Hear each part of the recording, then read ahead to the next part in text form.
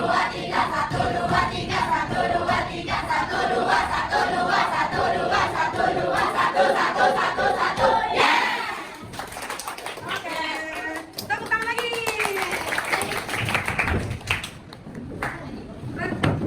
Udah ada duduk, udah semangat lagi, udah capek ya capek.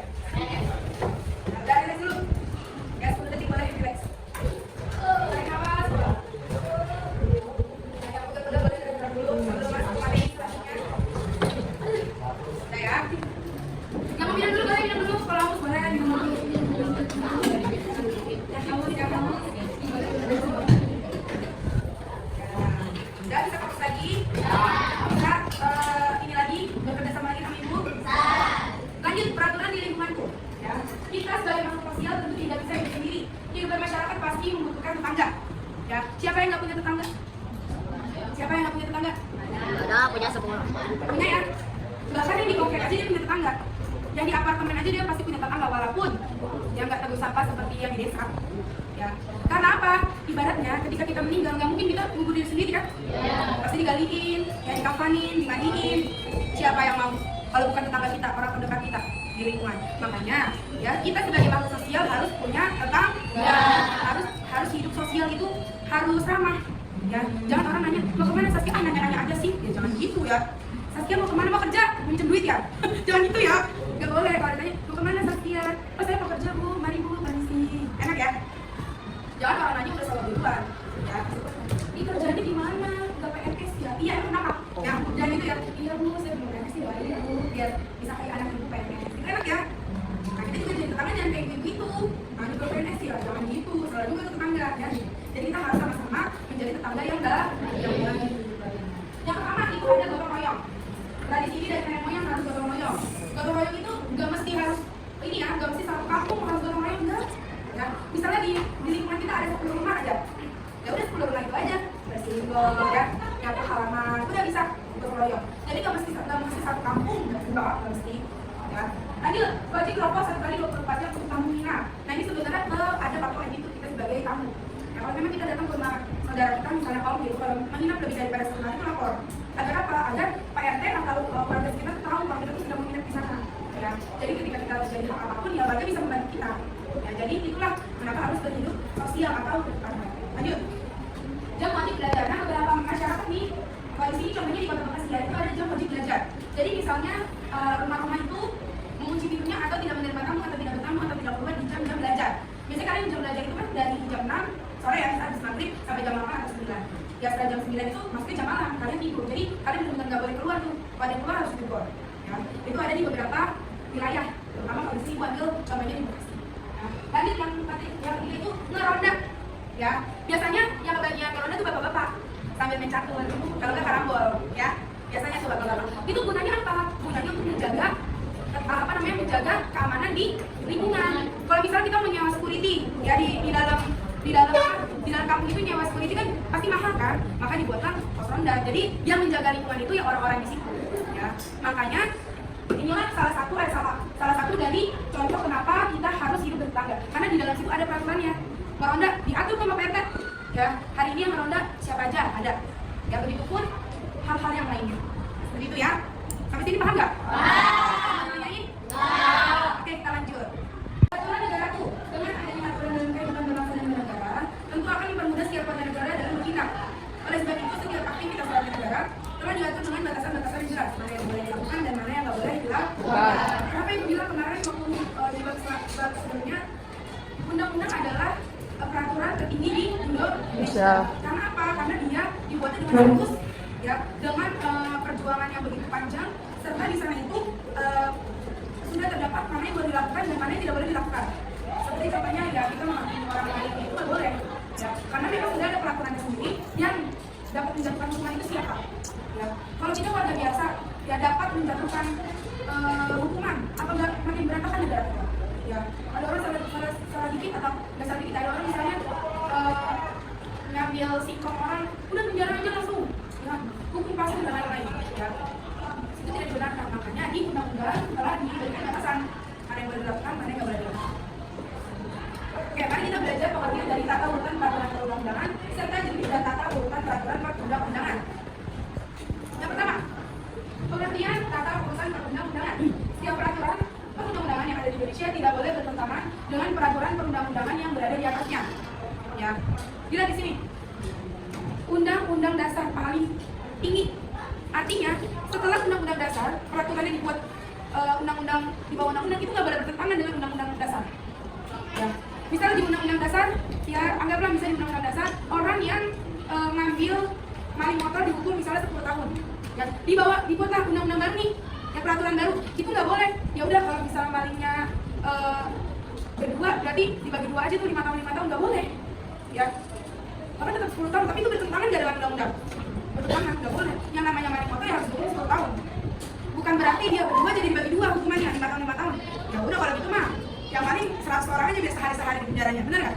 Makanya ini ya peraturan di bawah undang-undang ini nggak boleh bertentangan dengan yang atasnya, seperti yang dijelasin. Dengan peraturan undang-undang yang berada di atasnya tidak boleh bertentangan. Paham ya? Makanya dia bentuknya piramida. Ya. Dari yang dasar sampai yang tertinggi. Di dalam peraturan itu ada azas. Pertama, kejelasan tujuan, keterbukaan, kelembagaan atau organ pembentuk, kesesuaian jenis, hierarki dan materi muatan, kedaya gunaan dan kehasil gunaan, dan bisa dilakukan atau dilaksanakan serta kejelasan rumusan. Ya, kita buka buku halaman. Kita buka buku halaman 80. Ya, lihat di situ ada piramidanya, benar nggak? Ini adalah piramida tata urutan peraturan perundang-undangan. Di mana undang-undang itu adalah peraturan tertinggi, serta peraturan yang lainnya tidak boleh bertentangan dengan undang-undang. Karena sudah disepakati oleh seluruh Indonesia bahwasannya undang-undang dasar adalah peraturan tertinggi di Indonesia. Gitu ya. Dan lihat azasnya, lihat situ ada 7 azas yang tadi dijelasin. Silakan nanti kalian baca dan bisa kalian rangkum agar lebih mudah pembelajaran. Baik, mungkin itu yang bisa Ibu sampaikan sampai sini. Ada yang mau bertanya? Sekian presentasi dari Ibu ya. Apakah di sini ada yang mau bertanya? Gak apa-apa, bertanya aja. Kalau bertanya itu artinya kalian banyak penasarannya, jadi pengen tahu lebih banyak.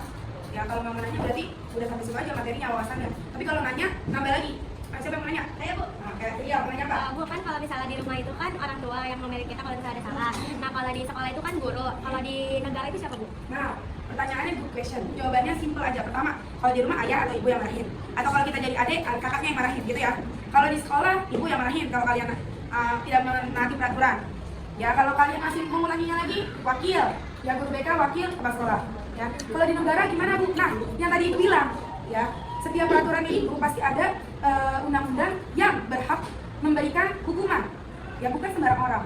Siapa contohnya? Hakim, ya, yang bisa memberikan putusan itu hakim, yang dapat mengesahkan bahwasannya misalnya Virio salah, itu hakim. Kalau Virio, kami nauzubillah ya, melakukan pelanggaran peraturan di negara kita, ya. Jadi selain hakim tidak boleh, ya, kecuali ada kecualinya lagi, kecuali di dalam sebuah misalnya lingkungan, ya ada kesepakatan tidak tertulis. Misalnya orang nggak boleh lewat jalan sini kalau pakai knalpot racing. Kalau pakai knalpot racing dimarahin warga, itu kan nggak tertulis ya, cuman apa ya, harus dimengerti gitu. Nah itu boleh, ya orangnya dimarahin dipanggil gitu sama PT, ya boleh. Karena itu peraturan tidak tertulis kayak gitu. Paham Fir ya? Ada yang boleh tanya? Ya baik. Sepertinya kalau dilihat dari wajah-wajahnya sih mengerti ya. Dari wajahnya tersenyum, terus tadi pada nyatet juga. Ya semoga nanti kalau memang kalian nanti nggak ngerti seperti biasa bisa hubungi. Ya. Oke. Selanjutnya kita akan mengerjakan tugas. Tugasnya simpel dan yang pasti bisa meningkatkan kreativitas kalian. Ya. Mudah sekali. Membuat kreasi piramida kata berupa undang-undang. Seperti ini contohnya sayang. Nih. Nah, seperti ini contohnya ya. Atau di buku juga ada nih di halaman 80 yang bisa dibuat. Nah kemudian nanti di bawahnya itu kamu tambahkan, ya, penjelasan sedikit tentang urutan. Oke, paham?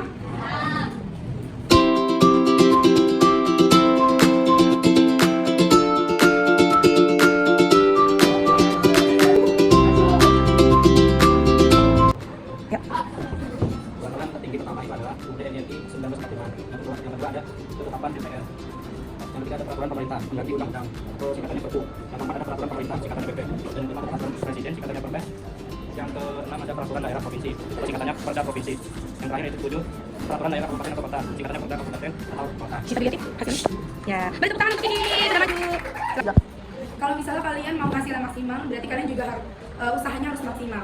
Ya, kalian ingin mencapai cita-cita kalian, berarti usaha dan belajarnya harus lebih giat lagi.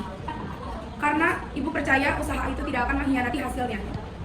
Begitu besar usaha kamu, berarti sebegitu besar juga nanti hasil yang akan kamu dapatkan. Salah satunya dengan cara apa? Yang pertama, patuhi aturan sekolah. Ya, itu aja dulu. Ya, kalau memang waktunya cukur rambut, cukur rambut. Kalau memang waktunya wudhu. Kalau sholat itu jangan bercanda. Ya, itu aja dulu. Dari yang paling dasar. Ya, karena ibu yakin nanti kalian bisa melewati peraturan-peraturan lainnya dan itu akan menjadi sebuah hal yang terbiasa. Ya, mungkin sekian pembelajaran dari ibu. Ibu minta maaf kalau memang ada salah. Kurang lebihnya mohon maaf. Wassalamualaikum warahmatullahi wabarakatuh. Terima kasih.